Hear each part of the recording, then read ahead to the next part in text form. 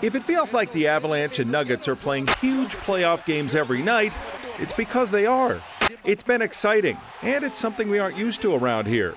The Nuggets and Avalanche both in the second round of their respective playoffs. Well, that's the first time that's ever happened in the same year in Denver. The schedule, well, it's been especially relentless of late for sports fans.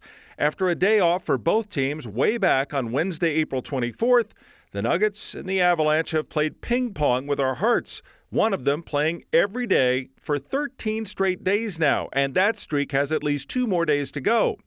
To make matters worse for our health and mental well-being, most of these games are late starts with some very late finishes.